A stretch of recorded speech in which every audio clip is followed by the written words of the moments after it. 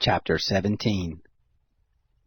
Elijah the Tishbite, who was of the foreigners of Gilead, said to Ahab, As the Lord, the God of Israel, lives, before whom I stand, there shall not be dew nor rain these years, but according to my word.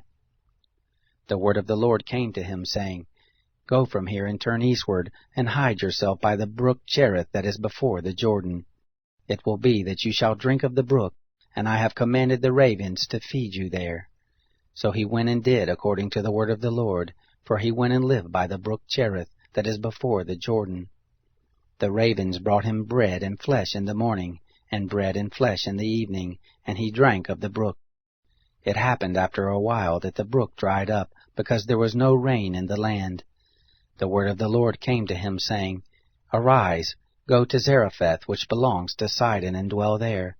Behold, I have commanded a widow there to sustain you. So he arose and went to Zarephath, and when he came to the gate of the city, a widow was there gathering sticks, and he called to her and said, Please get me a little water in a vessel that I may drink. As she was going to get it, he called to her and said, Please also bring me a morsel of bread in your hand. She said, As the Lord your God lives, I don't have a cake, but a handful of meal in the jar, and a little oil in the jar. And I am gathering 2 sticks, that I may go in and bake it for my son and I, that we may eat it and die. Elijah said to her, Don't be afraid. Go and do as you have said. But make me first a little cake and bring it to me, and afterward make one for you and your son.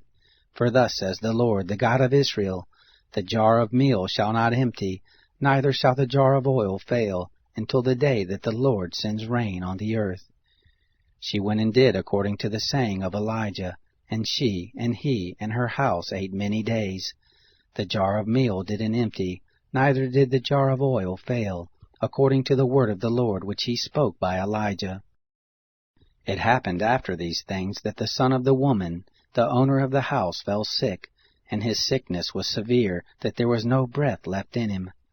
She said to Elijah, What have I to do with you, you man of God?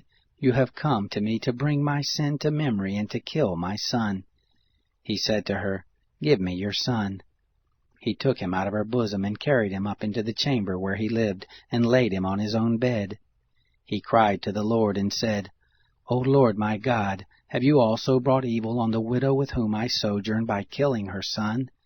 He stretched himself on the child 3 times and cried to the Lord, and said, O Lord my God, please let this child's soul come into him again. The Lord listened to the voice of Elijah, and the soul of the child came into him again, and he revived. Elijah took the child, and brought him down out of the chamber into the house, and delivered him to his mother.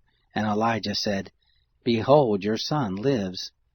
The woman said to Elijah, Now I know that you are a man of God, and that the word of the Lord in your mouth is truth.